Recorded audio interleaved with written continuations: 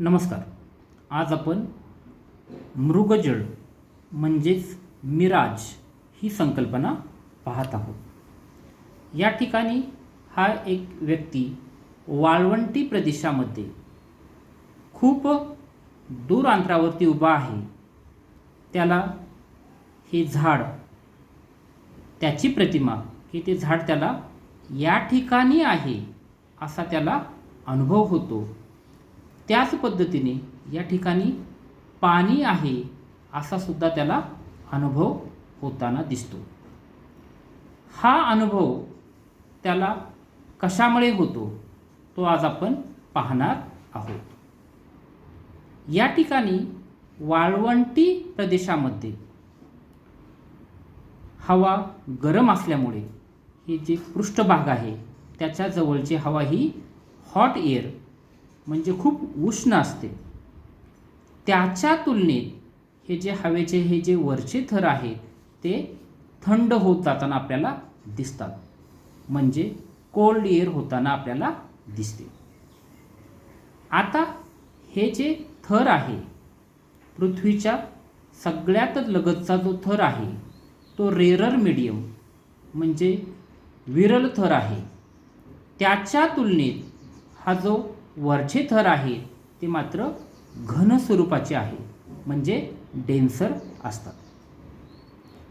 आता या माणसाला हे जे मिराज आपल्याला दिसतंय ते दिसण्याच्या पाठीमागे प्रकाशाच्या संदर्भातील म्हणजे लाईटच्या संदर्भातील दोन गोष्टी आपल्याला अनुभवता येतात. दोन गोष्टी त्या ठिकाणी आपल्याला दिसतात. एक म्हणजे रिफ्रॅक्शन ऑफ लाईट आणि दुसरी म्हणजे टोटल इंटरनल रिफ्लेक्शन.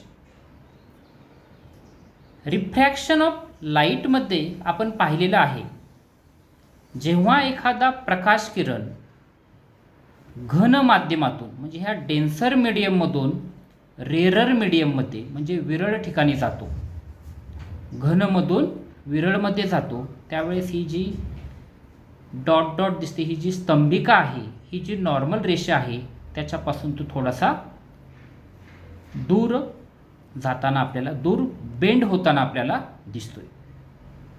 या ठिकाणी तसंच आहे. ह्या झाडावरती सूर्याचा प्रकाश पडल्याच्या नंतर या ठिकाणी ही जी लाल रेषा दिसते ती स्तंभिका आहे आणि हा जो प्रकाश किरण आहे हा झाडापासून खालच्या थरामध्ये येताना म्हणजे घन माध्यमातून विरळ माध्यमामध्ये येताना तो ह्या लाल रेषेच्या थोडा दूर बेंड होताना आपल्याला दिसतो. त्याच पद्धतीने तो खालच्या थराकडे येत असताना तो या खालच्या थरावरती अशा पद्धतीने त्या खालच्या थराच्या एका बिंदूवरती पडतो की तो त्या ठिकाणावरून खाली रिफ्रॅक्शन म्हणजे अपवर्तित न होता त्याचे पूर्णपणे टोटल इंटरनल रिफ्लेक्शन म्हणजे पूर्ण आंतरिक परावर्तन होतो आणि तो तसाच किरण आपल्याला ह्या माणसाच्या डोळ्यापर्यंत तो पोचतो आणि ह्या माणसाला ती प्रतिमा किंवा ते झाड हे सरळ या ठिकाणी असल्याचा त्याला भास होतो.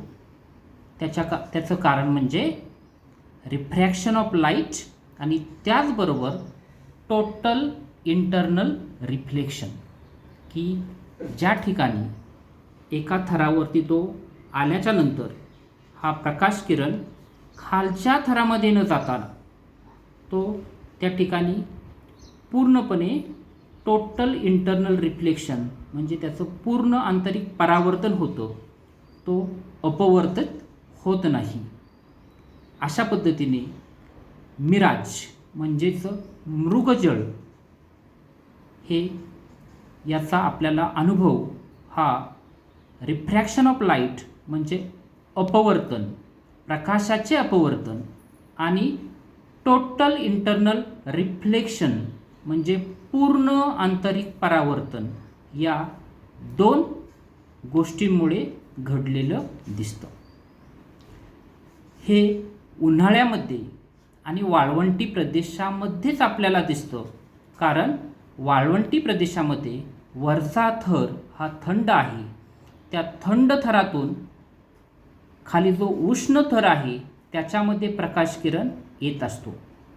म्हणजे डेन्सर मीडियममधून रेरर मीडियममध्ये प्रकाश किरण येत असताना त्याचं रिफ्रॅक्शन तर होतंच, पण एका क्षणी तो रिफ्रॅक्शन न होता म्हणजे खालच्या थरात न जाता त्याचं टोटल इंटरनल रिफ्लेक्शन आपल्याला होतं आणि तो प्रकाश किरण कोणत्याही व्यक्तीच्या डोळ्यापर्यंत पोहोचतो आणि त्या व्यक्तीला सरळ रेषेमध्ये सरळ दिशेने त्याला ते झाड आणि त्या ठिकाणी आकाशाचं निळं आकाश ते त्याला पाण्यासारखं दिसतं आणि त्याची प्रतिमा त्याला या ठिकाणी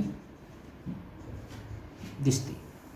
हे अशा पद्धतीने मिराज ही संकल्पना आज आपण पाहिलेली आहे.